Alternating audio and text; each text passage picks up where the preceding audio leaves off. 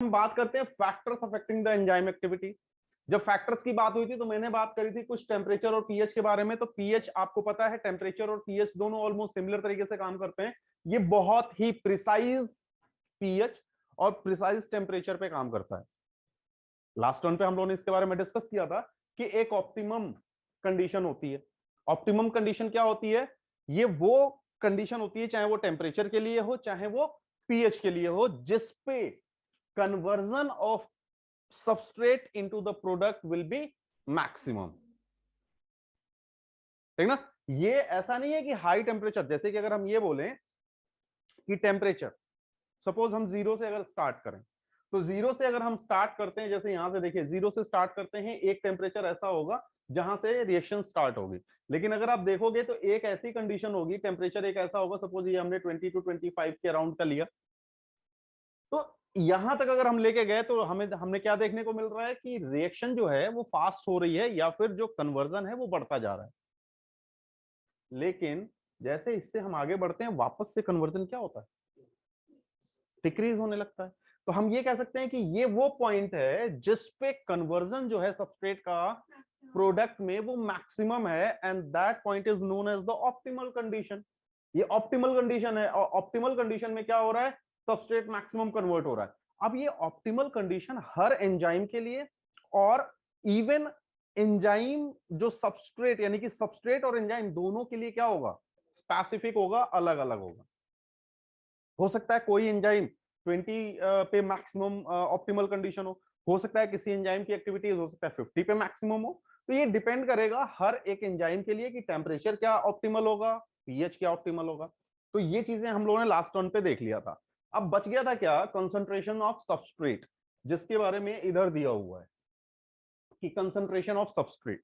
अब एक बात समझो बेटा, कि अगर हम बात करें कि जो किसी भी रिएक्शन के लिए जो सबस्ट्रेट की कंसंट्रेशन है, अगर हम बढ़ाते जाते हैं तो रेट ऑफ रिएक्शन क्या होगा? मान लो सबस्ट्रेट अभी यहाँ पे 0 है, इधर हमने क्या ले लिया? कंसंट्रेशन ऑफ सबस्ट्रेट, और इधर क्या लिया? रेट ऑफ रिएक्शन या वेलोसिटी ऑफ रिएक्शन। क्या लिया? Velocity of reaction. ठीक है ना? इनिशियली हमने क्या किया, यहाँ पे 0 है, और 0 से जब ये स्टार्ट हुआ तो एक टाइम तक आते, मतलब जैसे जैसे सबस्ट्रेट बढ़ाते जा रहे हैं वैसे वैसे रेट ऑफ रिएक्शन क्या हो रहा है भाई? सबस्ट्रेट ज्यादा होगा जब भी तो वो प्रोडक्ट में कन्वर्ट होगा। तो जैसे जैसे इसको सबस्ट्रेट का अमाउंट बढ़ाएंगे, कन्वर्जन भी बढ़ेगा। लेकिन कब तक? कब तक? एक लिमिट तक। क्यों? क्योंकि यहाँ पे जो एंजाइम है, आपको पता है कि जितना ज्यादा एंजाइम होगा, जब सारे एंजाइम्स यूज में आ जाएंगे, और हर एंजाइम का जो एक्टिव साइट है जब वो सबस्ट्रेट से बाइंड हो चुका होगा, उसके बाद आप कितना भी सबस्ट्रेट बढ़ा लो, क्या उसके रेट पे अब कोई फर्क पड़ने वाला है? एक्टिवेशन साइट की बात, वो एक्टिव साइट की बात हुई थी ना एंजाइम्स में, कि एंजाइम में there are some active sites which bind with the substrate. तो अब अगर जितने एंजाइम मॉलिक्यूल वहां पे प्रेजेंट हैं, उन सबके एक्टिव साइट्स क्या हुए? सबस्ट्रेट के साथ अगर बाइंड हो गए, तो क्या अब अगर हम सबस्ट्रेट की कंसंट्रेशन बढ़ाएं, कोई फर्क पड़ने वाला है रेट ऑफ रिएक्शन पे या वेलोसिटी ऑफ रिएक्शन पे? नहीं। यानी कि हम ये कह सकते हैं कि एक कंडीशन ऐसी आएगी, एक पॉइंट ऐसा आएगा जहां पे जाके ये रिएक्शन की जो कन्वर्जन है ना सबस्ट्रेट का प्रोडक्ट में, वो मैक्सिमम हो जाएगा, और फिर वो कांस्टेंट भी हो जाएगा। यानी कि हम इसको ये बोल सकते हैं, this is the V max. यही क्या रहा होगा? वी नॉट, यानी कि 0 बिल्कुल। ऐसे ही हम एंजाइम के रेस्पेक्ट में भी समझते हैं कि सपोज सबस्ट्रेट बहुत ज्यादा है, और फिर हम वहां पे एंजाइम की कंसंट्रेशन बढ़ाना स्टार्ट कर रहे हैं। इनिशियली हमने सब एंजाइम्स की कंसंट्रेशन बढ़ाने स्टार्ट की, और वहां पे हम क्या देखते हैं, जैसे जैसे एंजाइम की कंसंट्रेशन बढ़ेगी वैसे वैसे रेट ऑफ रिएक्शन भी बढ़ेगा, क्योंकि number of active sites increase होते जाएंगे जैसे जैसे हम एंजाइम मॉलिक्यूल ऐड करते जाएंगे। लेकिन वो भी कब तक होगा? एक लिमिट तक ही होगा। एक टाइम पे आके सब सैचुरेट होना है, तो ऑलमोस्ट ऐसा ही जाएगा। लेकिन यहाँ पे जो मेन चीज है ना, वो किसके बारे में चल रही है? सबस्ट्रेट की कंसंट्रेशन पे। अब बात समझना कि सबस्ट्रेट की कंसंट्रेशन को जैसे हम इंक्रीज करेंगे, इनिशियली क्या होगा? रेट बढ़ेगा, और एक पॉइंट पे जाके वो क्या हो जाएगा? कांस्टेंट हो जाएगा एंड द कांस्टेंट स्पीड कह सकते हैं, ये मैक्सिमम वेलोसिटी है, इसको हम क्या बोलते हैं, वी मैक्स। अब ये जो वी मैक्स है, वी मैक्स है, इसका हाफ लिया, यानी कि V max by 2, V max by 2, यानी कि ये वो पॉइंट है जहां पे वेलोसिटी है जो मैक्सिमम के हाफ है, और इस टाइम तक जितना सबस्ट्रेट, इस टाइम पे जितना सबस्ट्रेट प्रोडक्ट में कन्वर्ट हुआ है वो क्या है, केएम। क्या है ये, केएम।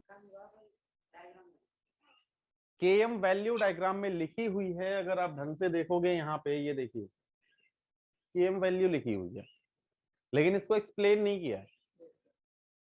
क्या बोलते हैं इसको, इसको बोलते हैं मिचेलिस मेंटेन कांस्टेंट, ठीक है ना। ये मिचेलिस मेंटेन कांस्टेंट क्या है, तो बेटा इन्होंने एंजाइम के जो इफेक्ट्स, मतलब जो फैक्टर्स से जो इफेक्ट डाल रहे थे एंजाइमेटिक एक्टिविटीज पे या रेट ऑफ एंजाइमेटिक एक्टिविटीज पे, उस पर इन्होंने स्टडी की और इसके बारे में बताया।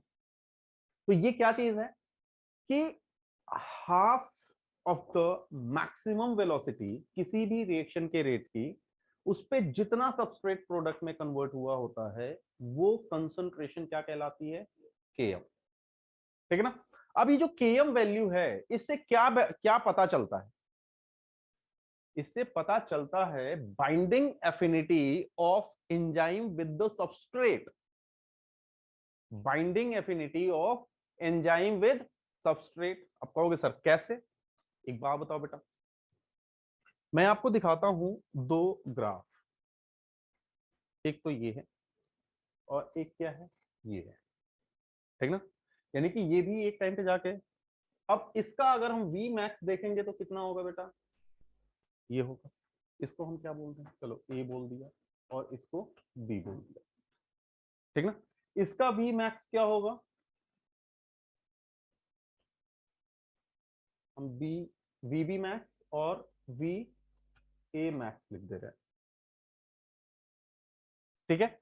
अब एक बात समझो कि इसका जो वी मैक्स है वो कितना है, यहां से ये पॉइंट पे कहीं आएगा, इसका जो हाफ होगा वी ए मैक्स बाई 2, क्या होगा ये, वी ए मैक्स बाई 2।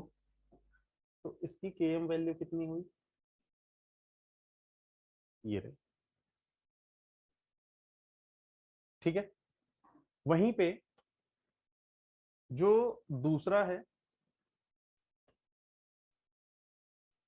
इसका अगर हम देखें तो इसका वी मैक्स कुछ यहां पे आ रहा होगा, इसका अगर हम देखेंगे तो केएम वैल्यू कुछ यहां पे आएगी, ठीक है। अब एक बात बताओ, यहां पे हम क्या देखते हैं कि इसमें जो सबस्ट्रेट का कन्वर्जन है, मतलब ये केएम ए हो गया और ये केएम क्या हो गया, बी हो गया। एक बात बताओ, केएम ए कम है या केएम बी कम है, केएम बी कम है, लेकिन इसका स्पीड कैसा है, इसका स्पीड कैसा है, इसकी वेलोसिटी बेटा क्या है, ज्यादा है, और इसकी वेलोसिटी क्या है, कम है। और एंजाइम कौन सा बढ़िया, जिसकी वेलोसिटी ज्यादा, जो रिएक्शन को ज्यादा जल्दी प्रोसीड कराए। यानी कि अगर हमें किसी रिएक्शन को कराना है तो उसकी जो केएम वैल्यू है वो क्या होनी चाहिए, कम होनी चाहिए। किसी भी रिएक्शन के लिए जो केएम वैल्यू है वो क्या होनी चाहिए, कम होनी चाहिए। यानी कि केएम वैल्यू जितना कम होगा वेलोसिटी उतनी ज्यादा होगी, और केएम वैल्यू जितनी ज्यादा होगी वेलोसिटी उतना कम होगा। अब एक बात बताओ, स्पीड कब ज्यादा हो सकती है, जब बाइंडिंग एफिनिटी एंजाइम की सबस्ट्रेट के साथ ज्यादा होगी तभी तो होगी, है ना। तो केएम वैल्यू क्या डिफाइन करता है बेटा, binding affinity of enzyme with the substrate. आप चाहो तो लिख लो KM constant of an enzyme, लिखो लिखो लिखो, पॉइंट लिखो, KM constant of an enzyme is लिखा हुआ है क्या एनसीईआरटी में? केएम नहीं दे रखा है तो लिख लो अलग से। Km constant of enzyme is the concentration of substrate, is the concentration of substrate at which the concentration of substrate at which rate of reaction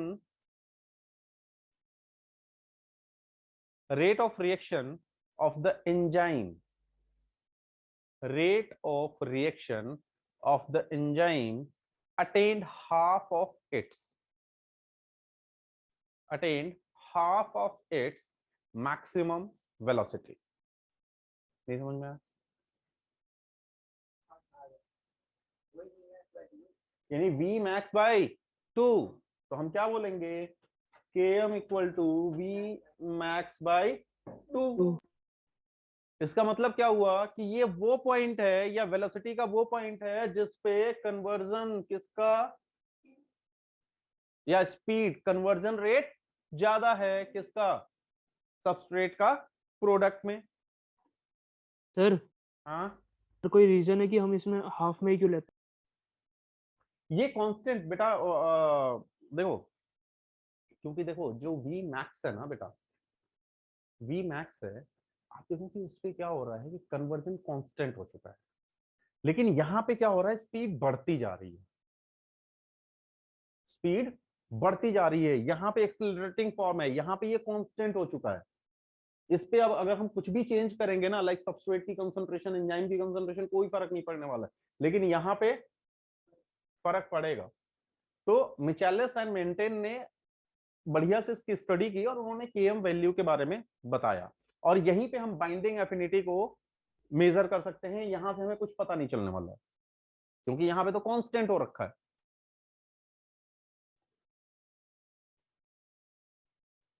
ठीक है ना? तो अब एक बात बताओ, अब ये जब चीज आपको समझ में आ गई तो मेरे ख्याल से अब सबस्ट्रेट की कंसंट्रेशन वाला जो पैरा है वो आपको समझ में आ जाए। तो अब ये वाला जो पॉइंट है एक बार आप लोग देखो, आपको समझ में आएगा। ठीक है ना? कि by increase in the substrate concentration the velocity of the enzymatic reaction rises first, reaction ultimately reaches to the maximum velocity which is not exceeded by any further rise in concentration of the substrate। तो अब हम चाहे जितना भी concentration बढ़ा लें कोई change नहीं आने वाला है। This is because of the enzyme molecules are fewer than the substrate molecule and after saturation of these molecules there is no free enzyme molecules to bind with the additional substrate of the molecule।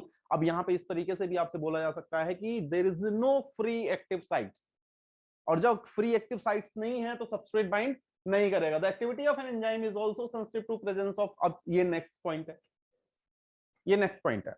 Next point का मतलब क्या होता है, ये KM और ये substrate की concentration से ये सब कुछ क्लियर है। यहां से क्वेश्चन आएगा 100%। कल का नहीं मुझे पता है लेकिन अच्छा कल का पता है, नहीं कल के पेपर का मुझे नहीं पता है, लेकिन ये मान के चलो कि ये वो पॉइंट है जहां पे आपको फाइनल जो भी आपके एग्जाम्स होंगे, चाहे वो 11th का हो और चाहे अगर नीट वगैरह के लिए कोई सोच रहा हो ना, 100% यहाँ से क्वेश्चंस बनते हैं। बहुत इंपॉर्टेंट पॉइंट है ये। ठीक है? अब जब हम अच्छा एक चीज और है, ये जल्दी समझ में भी नहीं आता है, जबकि है बहुत छोटा सा पॉइंट, जल्दी समझ में भी नहीं आता है। एक बार थोड़ा सा दिमाग लगा लोगे 100% समझ में आ जाएगा। ठीक है? चलिए अब अगर बताएं कि जितने भी एंजाइम्स होते हैं ना, और कौन से फैक्टर्स उनको इफेक्ट डाल सकते हैं, तो बेटा इनहिबिटर्स। इनहिबिटर्स क्या होते हैं? देखो ये क्या है, प्रोटीन। क्या है ये? Protein, active sites.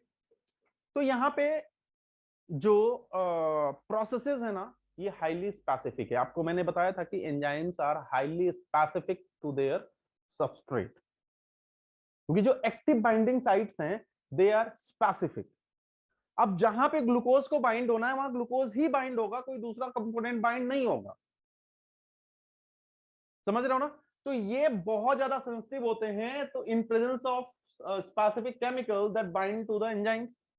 तो ये जो कंपटीशन है ना, ये इनहिबिशन है, कॉम्पिटिटिव टाइप का भी हो सकता है। पहला चीज तो दो तरीके के हो सकते हैं, एक तो मान लो कि जैसे इनहिबिटर आ गया, ये क्या हो गया, इनहिबिटर। इनहिबिटर क्या करेगा, इस एंजाइम के एक्टिव साइट्स को डिस्ट्रॉय कर देगा। क्या कर देगा? एक्टिव साइट्स को डिस्ट्रॉय कर देगा, प्रोसेस। ठीक ना? दूसरा क्या होगा, जैसे ऐसे समझो कि एक बारात है ना, बारात में 10 टेबल लगे हुए हैं और 10 टेबल पे 10 वेटर्स लगे हुए हैं और एक टेबल पे सपोज 4 लोग खाना खा सकते हैं, तो एक टाइम पे कितने खा सकते हैं? 40। यानी कि वी मैक्स क्या होगा बेटा? 40। वी मैक्स क्या होगा? 40। अब चाहे इनिशियली अगर आप देखोगे कि 10 बाराती आए, कोई दिक्कत नहीं, आने दो। 20 आए, रेट बढ़ गया, आने दो। 40 आए, सच बिल्कुल एकदम डन है, आने दो। अब जैसे यहाँ पे 50 हुए, उन्होंने साहब एक टाइम पे बस 40।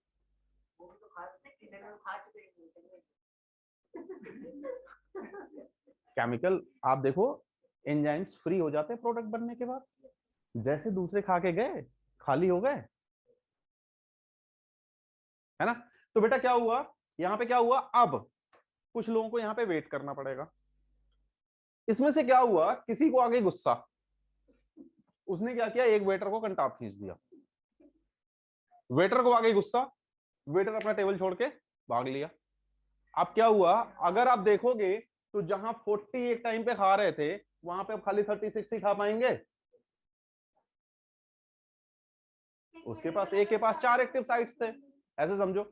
एक टेबल पे 4 चेयर लगी थी, एक वेटर 4 को खिला रहा था।